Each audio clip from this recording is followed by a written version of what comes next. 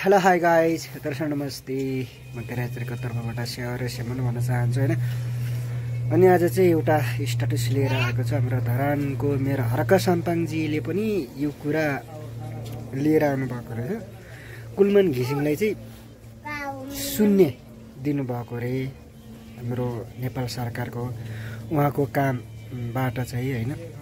हुन त हर्क साम्पाङलाई पनि शून्य दिएको हो होइन, तर यी चोरफटाहरूले शून्य दिएर हामीलाई के नि फरक पर्दैन। हामी बुझ्ने पब्लिकले हामी बुझिहाल्छौँ, नबुझ्ने पब्लिकले कहिले नि बुझ्नेवाला छैन होइन।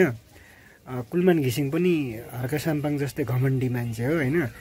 अब यो शून्य दिनुको कारण चाहिँ के हो भन्ने कुरा अब मैले मात्र नभएर सबैलाई थाहा भइसक्यो होला होइन। जुन हाम्रो नेपालमा चलिरहेको यो कल कारखानाहरू छ, यो दलालीहरूको होइन, यिनीहरूले 1 रुपियाँ नि कर तिरेको छैन है। जम्मै ब्याजी मिटर ब्याजी चलाएर यिनीहरूलाई अहिलेसम्म 1 रुपियाँ पनि पैसा नतिरेको कारणले गर्दाखेरि, पैसा उठाउन नसक्दाखेरि कुलमान घिसिङले त्यो लाइन काट्न खोजेको हो र काटे पनि सक्यो आफ्नो पथलाई दाउमा राखेर होइन। र अर्को कुरा अब के हो भने, जुन अब यो एमालेका यो चोरहरू, यो खास भने यो एमालेको चोरै हो होइन। यो चोरहरू एकताबद्ध भएर कुलमान घिसिङलाई चाहिँ पथबाट नियुक्ति गर्ने एकदमै खारेज गरिरहेछन् र धौधौप परिरहेछन् है। ठिक छ, अब चाहिने बत्ती भनेको तपाईँ हामी हो होइन, हामी पब्लिकलाई हो, नेतालाई होइन। यदि तपाईँहरू पब्लिकबाट हाम्रो रिएक्सन अब राम्रो गएन भने निकाल्न पनि सक्छन्, किनभने के हामीले राम्रो रिएक्सन दिन सक्नु पर्यो होइन। किन अब यी पार्टीको कुकुरहरूलाई काठमाडौँ सडकमा यिनीहरूको कार्यकर्ताहरूलाई दौडै नमारुन्जेलसम्म यिनीहरूको चेतना खुल्दैन होइन। र अब अर्को कुरो के हो भने, अब हर्क साम्पाङले पनि यो कुरो उठाउँदाखेरि मलाई नि एकदमै खुसी लागिरहेछ होइन। हर्क साम्पाङको कामले पनि त 0 नै दिएको हो होइन। त्यहाँ त अब कुलले भ्रष्टाचार दलाल गरेछ के गरेछ, तिनीहरूलाई मात्र अब 1-2 दिने हो होइन, नम्बर दिने हो। अब राम्रो काम गर्ने मान्छे कहिले पनि त्यो सहमतमा जाँदैन। अब नगएपछि यिनीहरूको गुनासो यही हो होइन। अब यो चोरहरूले अब 0-0 दिए पनि 0 नदिए पनि हामी पब्लिकहरूले भनेको 10/10 अथवा 100मा 100% हामी दिनेवाला हामी हो है। र सबै कुरा थाहा छ। अब आज भन्ने यो 9-10 वर्ष अगाडि काठमाडौँमा भनेको मैले नि भोगेको हो। नेपालमा भनेको 2 घन्टा मात्र लाइन दिन्थ्यो 24 घन्टामा है, नभए दिएको थिएन। र अर्को कुरा के हो भने, अब जब कुलमान घिसिङ अब विद्युत प्राविधिकरणको अब अध्यक्ष मन्त्री भएपछि बल्ल यो अहिले हामी सस्तो मूल्यमा भनेको कम्तीमा पनि हामी 24 घन्टा बत्ती बाल्न सक्छौँ होइन। हरेक कुरामा कल कारखानाहरू चलाउन सक्छौँ होइन। कति फाइदा भइरहेछ है, यो कुरा पनि सोच्नुपर्ने हुन्छ। र पहिला विगत भनेको मैले नि भोगेको हो, काठमाडौँमा 2 घन्टा बत्ती बालेर कम्ती नै महिनाको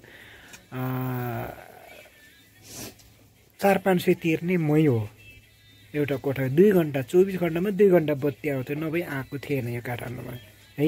यो कति सालको कुरा हो भने 2013को कुरा हो, 2012को कुरा हो। 2013मा म विदेश गएको हो। अब आफै अनुमान गर्नुहोस् कि अब त्यति बेलाको समयमा यिनीहरूलाई कति लुटेर खायो होइन। भारतकोबाट ल्याएको बत्तीको बिजुलीको कर कति खाएर यिनीहरूले सकाए होइन। आफ्नो छोराछोरीलाई हाई क्वालिटीमा पुऱ्याएर कहाँ पुऱ्याइसके। उसै त यो सिद्धिन लागेको देशमाथि अझ पनि सिद्धाउने काम गरिरहेको छ क्या। अब जब कुलमान घिसिङ आएपछि कम्ती पनि अरबौँ खरबौँ यहाँ आम्दानी भएर अहिले गाउँमा भनेको बत्ती सस्तोमा महिनाको 100 रुपियाँ उठ्छ गाउँमा भनेको है, ग्रामीण विकास क्षेत्रमा। यो पनि एकदमै ख्याल गर्नुपर्छ है। ल हामी काठमाडौँमा बस्नेलाई मात्र महिनामा भनेको 150-200सम्म तिरेका छौँ है। होला कसैको अब वासिङ मेसिन अब के अरे बत्ती बिजुलीबाट अब खाना पकाउने उसाहरूको अलिकति उठ्ला होइन, कम्ती 600-700 उठ्छ होइन।